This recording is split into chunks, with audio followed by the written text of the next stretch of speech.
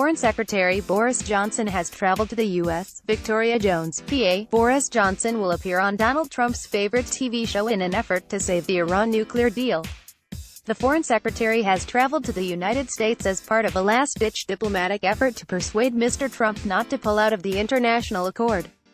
The U.S. president has fiercely criticized the agreement which eased sanctions on Tehran in exchange for commitments to abandon its nuclear weapons program.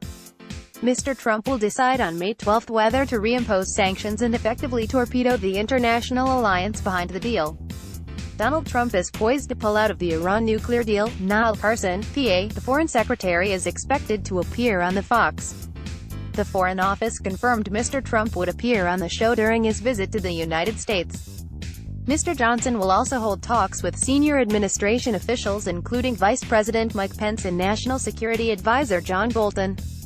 Writing in the New York Times, Mr. Johnson said, "Of all the options we have for ensuring that Iran never gets a nuclear weapon, this pact offers the fewest disadvantages.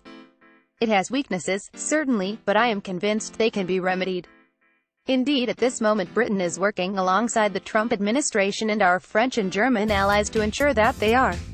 British, French and German diplomats have been working for weeks behind the scenes with U.S. counterparts in an effort to preserve the deal. Boris Johnson, the nuclear deal with Iran has many shortcomings, but it would be far better to improve the deal than to kill it.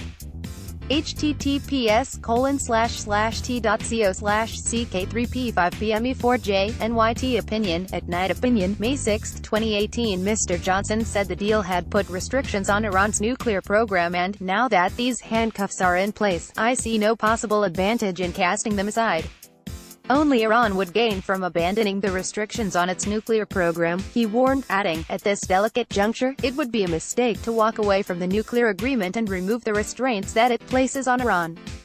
Quote, the UK's ambassador to the United States Sir Kim Derrick said the Iran agreement was a good deal, but efforts were ongoing to find some language, produce some action that meets the president's concerns.